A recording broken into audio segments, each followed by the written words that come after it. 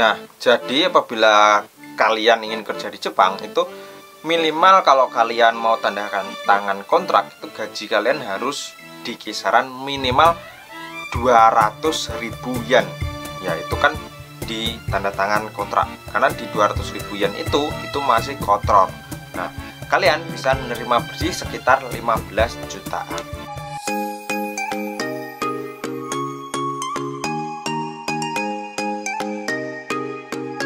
Konnichiwa minasa, selamat datang lagi di channel YouTube Edi Penny, channelnya Kensusei dan X Magang. Nah, jadi minasang, di video kali ini seperti yang di judul, aku akan ngebahas lagi tentang gaji kerja di Jepang. Nah, di videoku sebelumnya aku sudah ngebahas tentang UMR Jepang, dan tepat video kemarin aku ngebahas tentang gaji magang di Jepang, ya faktanya. Nah, di videoku sebelumnya itu aku sudah ngebahas bahwa gaji magang di Jepang itu rata-rata bersih cuma nerima 9 juta rupiah, itu di luar lembur. Jadi kalau nambah lembur ya otomatis gajinya bisa lebih tinggi lagi. Ya pokoknya di kisaran sekitulah 10 sampai 15 jutaan. Jadi buat teman-teman yang dapat brosur terus dapat informasi dari tetangga atau yang lainnya tentang gaji magang di Jepang bisa tembus 50 juta atau 30 juta, itu semuanya hoax atau bohong ya. Nah, di video kali ini aku akan mengkhususkan tentang gaji minimal yang harus kalian setujui saat tanda tangan kontrak supaya kalian di Jepang itu istilahnya bisa tenang dan tidak keteteran perihal gaji ya.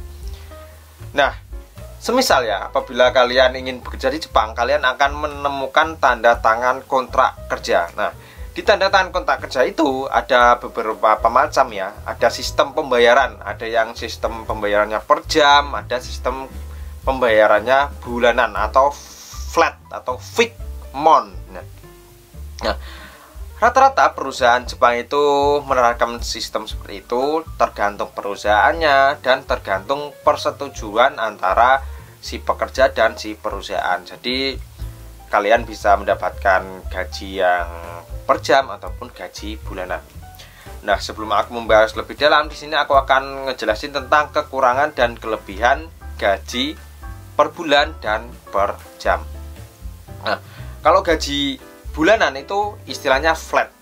Entah kalian kerja 20 hari sebulan atau 24 hari sebulan, itu gajinya sama ya, tidak bisa naik. Nah, bisa naiknya saat lembur ya. Jadi semisal nanti ada jam lembur, nanti bisa nambah.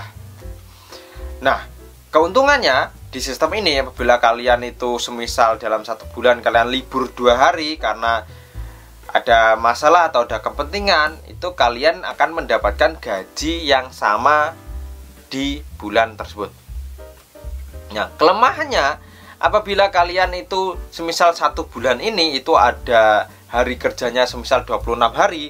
Nah, di situ kalian akan rugi. Kenapa? Karena gaji kalian flat per bulan, jadi entah banyak kerjaannya sampai menumpuk sekalipun kalian akan digaji seperti itu ya per harinya.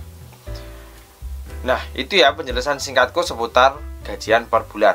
Nah, untuk gajian per jam ini ada kelemahan dan kelebihan. Nah, kelemahannya apabila kalian itu di dalam satu bulan itu jumlah hari kerjanya cuma sedikit, misal 20 hari, nah gaji kalian itu akan sedikit. Nah, kelebihannya apabila dalam satu bulan itu ada 26 hari kerja, maka gaji kalian akan lebih besar daripada bulan sebelumnya yang semisal cuma hari kerjanya 20 hari. Nah, itu ya penjelasan singkatku seputaran sistem penggajian ya. Apabila ada pertanyaan silahkan tulis di kolom komentar di bawah ya. Apabila memang penjelasanku kurang lengkap ataupun ada pertanyaan yang mengganjal, silahkan tulis di kolom komentar di bawah. Nah, terus untuk lanjutan video ini aku akan ngebahas lagi tentang berapa gaji minimum apabila kalian ingin bekerja di Jepang supaya kalian tenang di Jepangnya. Nah, di sini aku akan sedikit ngejelasin tentang beberapa biaya-biaya hidup yang akan kalian hadapi atau kalian keluarkan saat di Jepang. Nah, dari mulai pertama, biasanya perusahaan itu ada yang menyediakan apartemen atau tempat tinggal itu disuruh bayar, dan ada juga yang gratis. Nah, yang gratis itu biasanya tempat tinggalnya bareng di perusahaan atau bareng di Kojo ya, ala kadarnya. Tapi rata-rata kalian akan dikenakan biaya untuk tempat tinggalnya. Nah, jadi cost yang harus kalian keluarkan adalah tempat tinggal, terus makan, terus asuransi, terus pajak, terus gas, listrik, dan lain-lain. Nah, di sini itu kisarannya untuk potongan rata-rata aku tulis minimum aja, itu di sekitaran antara 30.000 yen sampai 40.000 yen, bahkan bisa lebih. Pokoknya kita kunci di 30.000 yen. Nah, terus setelah itu untuk semisal untuk makan, di kisaran makan dan lain-lain, main itu 20.000 yen. Kita ambil paling tengah-tengah, yaitu 50.000 yen untuk biaya hidup kita di Jepang. Terus untuk gaji minimal berapa sih kotor kita supaya kita bisa tenang saat tinggal di Jepang? Ya paling tidak di kisaran 150.000 yen sebulan, itu di luar lembur, sampai dengan 200.000 yen per bulan. Nah, semisal kita kasih contoh 150.000 yen, nah itu dipotong 50.000 yen, maka gaji bersih kalian 100.000 yen. Nah, 100.000 yen ini dikurskan untuk kurs saat ini sekitar 10.600.000 rupiah. Ya, itu ya 10.600.000 rupiah itu bersih. Nah, jadi buat teman-teman yang ingin kerja di Jepang, entah baik melalui visa magang ataupun visa Tokute Gino, kalian harus memilih perusahaan yang gajinya minimal 150.000 yen. Itu di kisaran kotor ya, itu minimal ya. Jadi teman-teman, apabila kalian mendapatkan kontrak kerja gajinya di bawah itu, ya jangan diambil, karena nanti kalian akan tersiksa saat di Jepangnya ya. Jadi teman-teman harus selektif, pilih-pilih, karena apabila kalian di Jepang nanti itu adalah perjuangan kalian, dan apabila kalian tidak selektif, nanti kalian malah di sini menderita dan malah bisa nanti jadi TKI ilegal atau kabur. Jadi seperti itu ya teman-teman.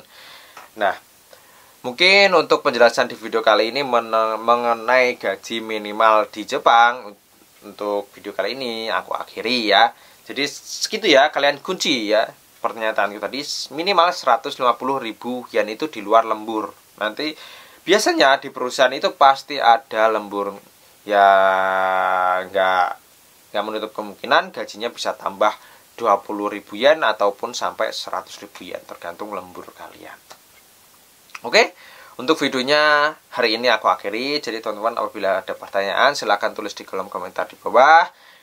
Terus apabila kalian mau request aku bikin video seperti apa, silahkan tulis di kolom komentar di bawah juga. Jadi untuk video hari ini aku akhiri. Mite kurete arigatou gozaimashita. Ja, matane. See you the next video. Oh iya, jangan lupa untuk subscribe channel YouTube ini ya. Subscribe, dukung channel ini.